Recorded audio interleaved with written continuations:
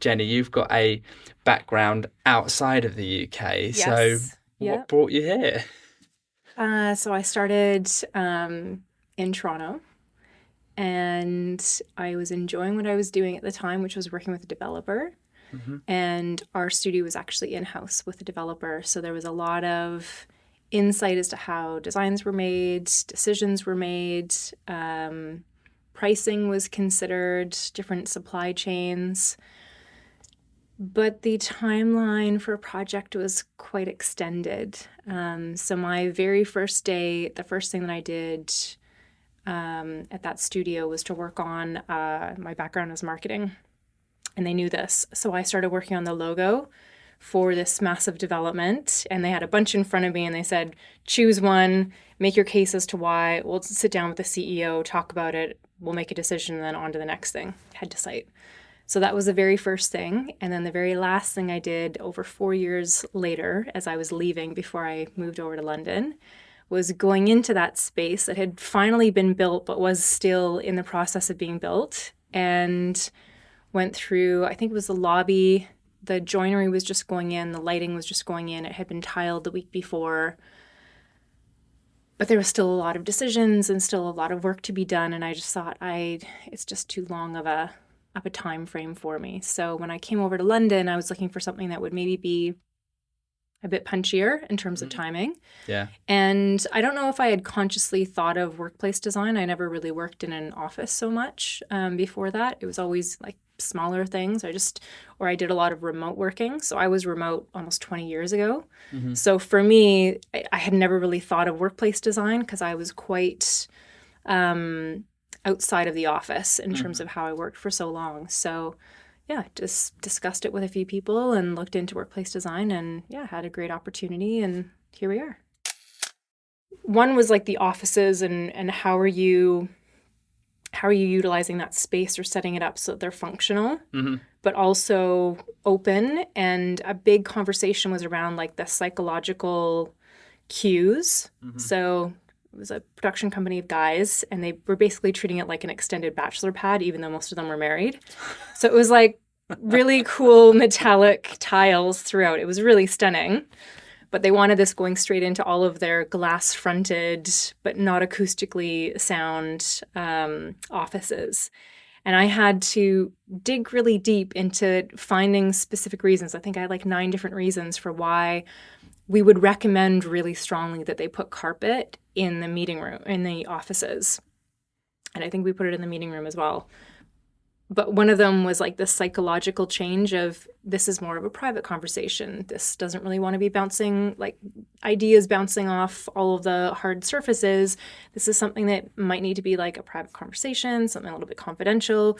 You might be on here yelling on the phone. You might be on here wanting to have a quiet phone conversation or discussion and not feel like the reverberation is in your ear. So trying to provide research and Hmm. and feedback and recommendations in such a way that the client doesn't feel like they're getting a design school lesson, I guess.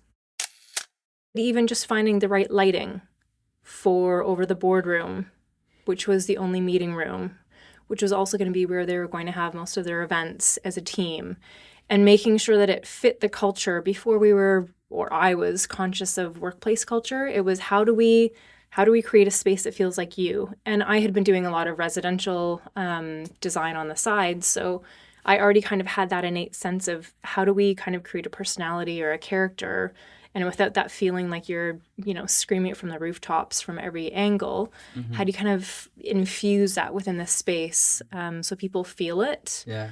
without it having to be, yeah, overly discussed. You have got a bit of a history of going to vintage shops and picking out, like, curating pieces and rather than buying off the shelves, Mm-hmm. which I love, by the way. I think Yeah. it adds such a story. But that add like a tremendous amount of work time?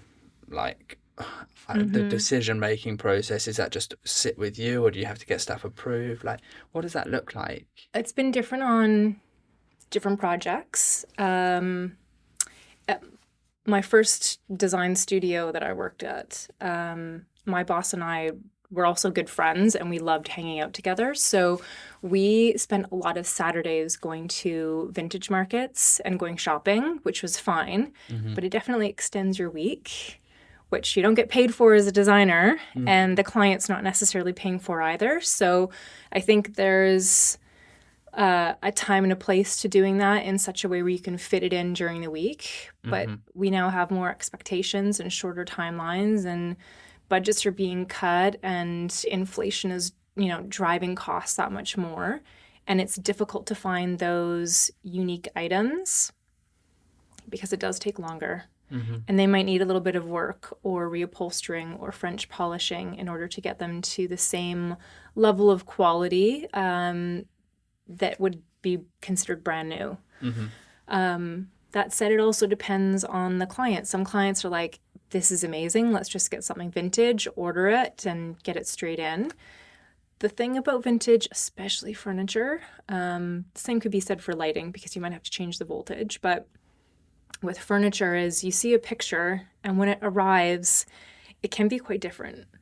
Sometimes it's better than you're expecting and you're like, oh my gosh, I'm, amazing for choosing this, like hit the jackpot.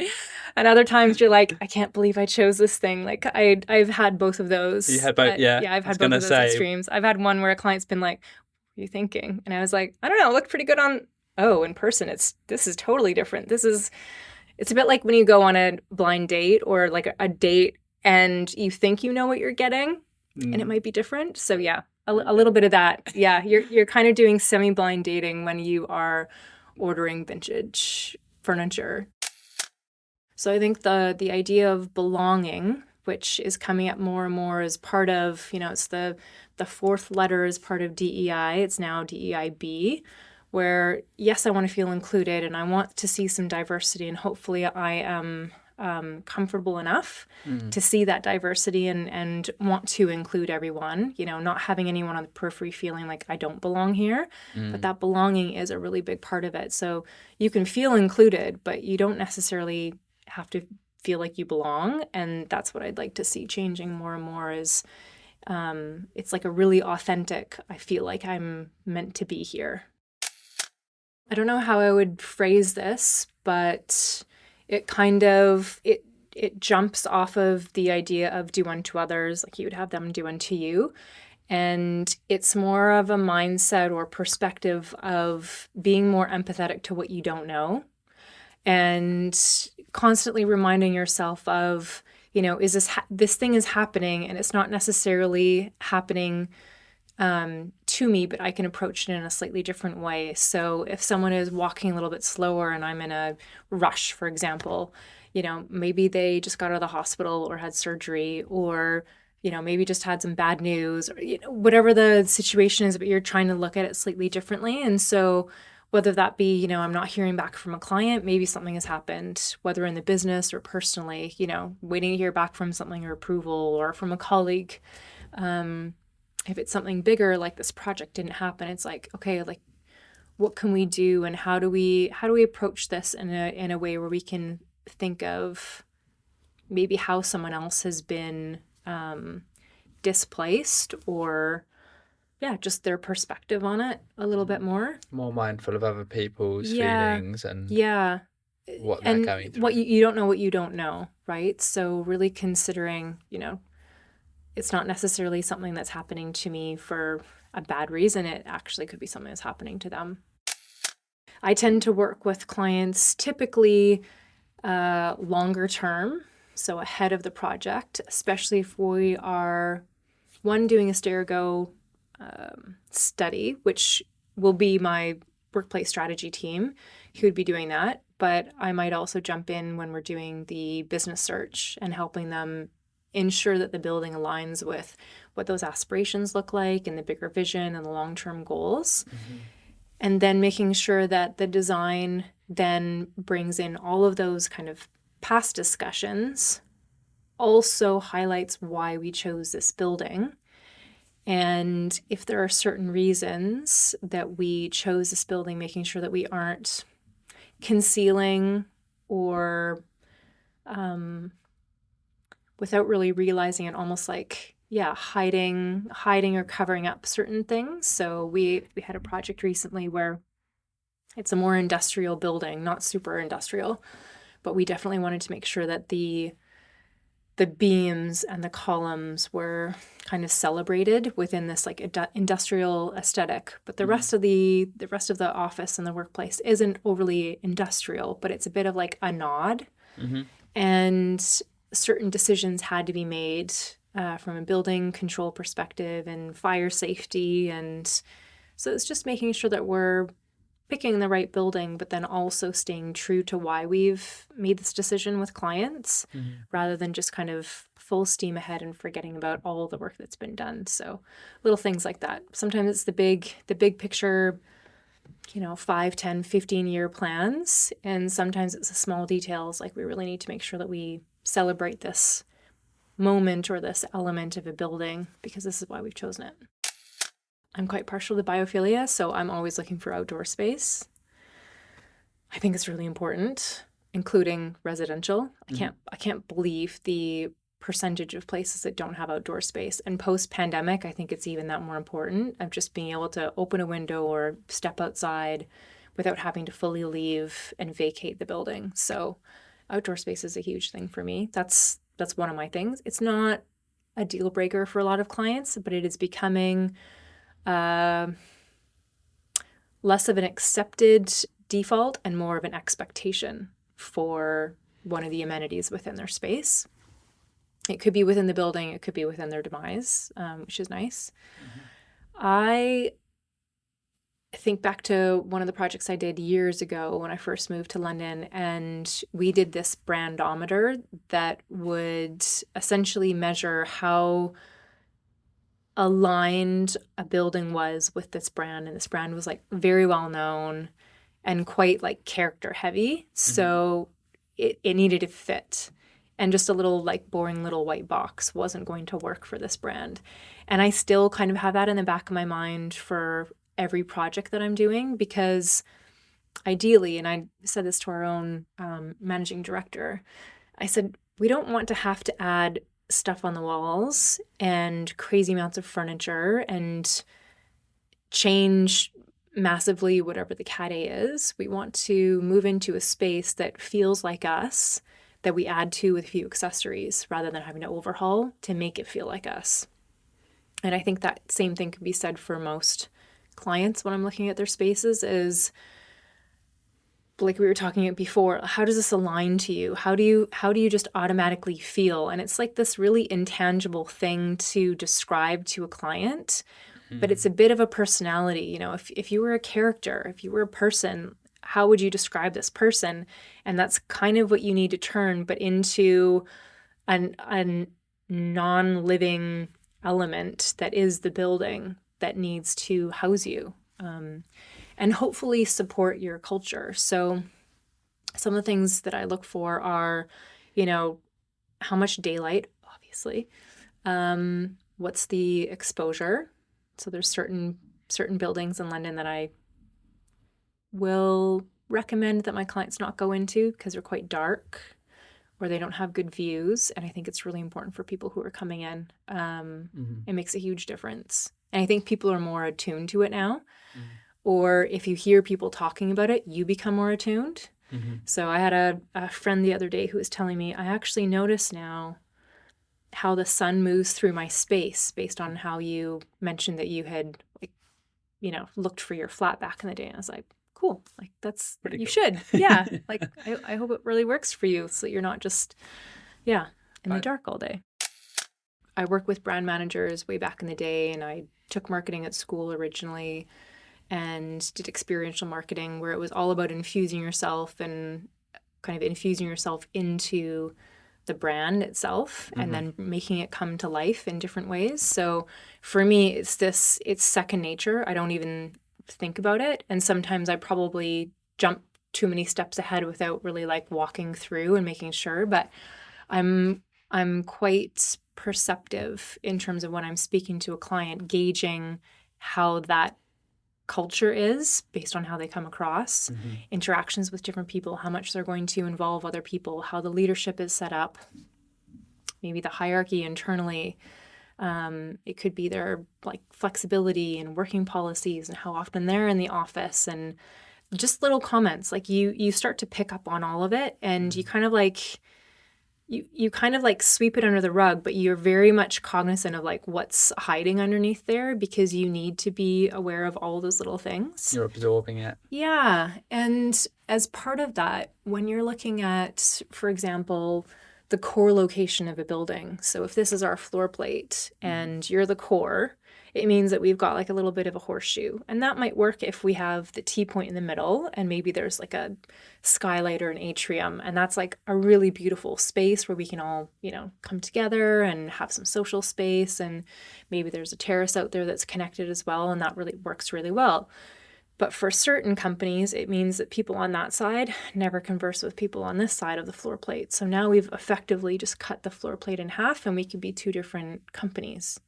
And maybe one gets the sun in the morning and one doesn't get the sun in the afternoon because there's a building blocking it. All of a sudden, the two sides are going to, they're going to be polarized without anyone even realizing why or how that's happening. It's just going to happen. So little things in terms of how the internal interactions will play based on where the core is, where the sun is coming, what that exposure looks like, how the daylight hits, how social do you want them to be, is there external space? This is my perspective, but we're basically influencing society as a whole, because how you are leaving the office is going to indicate how you treat other people, how empathetic or understanding or patient you are. It follows you all the way through. Even when someone on the weekend is like, hey, how's work? Or like, how was your week? Like, it's either like this, dark, gloomy cloud over top, like the Charlie Brown character, or you're feeling really good and you're passionate and I was productive and I did this thing and, whatever it is that you originally took that job for, you're hopefully still getting that each week at some point, hopefully more than less, so that you are also kind of sharing that across. And if it's not that way, then you're slowly being kind of cut down and worn down over time. So your life is you will think differently, you'll be more creative, you'll do more, you'll go so much further in life than you ever imagined. It's the thrive versus survive mentality, right? Yeah. No, I think that, and to think that can all come down to a workplace and the location and the design of it, and obviously the managers and the leadership team are totally, but to think that these people and these spaces have this huge impact on how we live and behave. And well, we're making decisions right now. So perfect example, Stereo for some of our clients who are moving into spaces over the next 5 years, or potentially that have just moved in who are going to be there for another 15 years. That's influencing Gen Alpha, who will then be in the workforce by that point. Like, I'm thinking of my nieces and nephews, like they will be working in this office at that point, like 15 years. Like, yeah. crazy. Yeah. When I have conversations with my grandpa, he used to be the mayor of our city where I grew up. And he was always going against the short-term grain, thinking about the long-term. So he was thinking more like, how are we urban planning for the future that we don't know that we are going to need? How is this going to work? How are we connecting all these different elements to our, downtown city center? Are we building, community spaces that everyone can use for the public? How are we creating these spaces so that the youth of the future have somewhere to go and spend time doing something healthy and worthwhile and connecting with adults? How are we volunteering or helping, the elderly? Like, it was such a strategic long-term view. And I remember, I was young, but even as a teenager, I remember reading articles about people who were really against this idea because they wanted fast, ideas and changing things, but it was going to be really expensive. And he was like, I'm setting out a budget that works for 30 years. And here, like, there is a vision, but you can't get the vision right away. Like, we don't have enough money and we don't need all that money right now, but here's how we're going to do it. And it was, I think, a very, I don't want to say traditional because it's not it's not the bad version of traditional, and not that traditional has to be, but it was a very like risk averse old school version of, until we have the money for it, we won't be doing it. Whereas our generations now are like, oh, we'll just, buy it and figure it out, or we'll just go into debt to make this thing happen. And part of that is it was easier to build that up, I think, back in the day, whereas now everyone is priced out of a lot of things. But the way that he was like really blocking his way through it, and then it gives you time to like learn and adjust and pivot and build on like slowly, planning by and by. Whereas even now, we're making these decisions for 15 years in advance. It's like, I have no idea what we're going to be doing in 15 years. It's like, I moved a client into a space. They have a 15-year lease. Last year, they moved in, and within 6 months, they were already over their 15-year growth prediction. Gosh. And people are coming into the office more than they were expecting them to, because the space is great and they love coming in and they're more productive and they like this space. And it's a great case study, but it's also like, do we need to get another floor in the building? What are we? You have this for 15 years. I don't think it's something that we're going to sustain. Like this is crazy growth at the moment, so I'm sure it's going to go down before it goes up again. He said, but all the numbers are positive. Like we're more profitable, we're more productive. Like people are happier, our attendance is up. Their slowest day on a Monday or Friday, I guess it was Friday, their slowest days in January, February of this year, 2024, were the equivalent of their peak attendance on a Wednesday 5 years ago, when we had been doing the occupancy studies and space utilization studies. Oh my goodness. It's like a completely different company. And you can say that, and it sounds like I'm being quite flippant as part of the design team and project team, but I spent a lot of time with this company over 4 years, so I know a lot of the people. I can walk through on any floor and say hello to multiple people, no problem. And it's the receptionist who actually said, who's like an older woman and super lovely. Their receptionists are all just wonderful. Like the warm welcome. It's like going to grandma's house, like it's so nice. And one of them said to me, because I was like, oh, any feedback? Like, has anyone said anything? She goes, well, I have feedback. She goes, I want you to know that from that very first day when we came in, she said, I felt like not only was I in a new building, but that I was at a new company, that I had started a new job after, I think she'd been there for 25 or 30 years. She said, I feel like I'm in a new company. She's like, I have so much energy. I'm reinvigorated. I'm so excited. I have so much more passion. She goes, I feel like a different woman, and I feel like I'm 10 or 15 years younger, because there's just more energy. There's more happening. Everyone is excited. There's just more movement. There's more happening.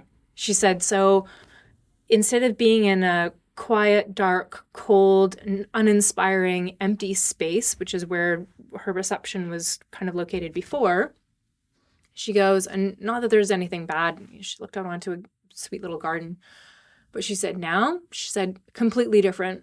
She's like, it's absolutely night and day, and I don't know how else to tell you, like, how extreme it is, but I feel like a different person in a different company, and it feels like everyone has morphed into new people, even though I know every single person that works here. And then we talk about how the workspace and culture can impact your life beyond the office. Guaranteed. She's a completely different, grandparent, Yeah, of course she is. Like, amazing. I was like, this is fantastic. Yes.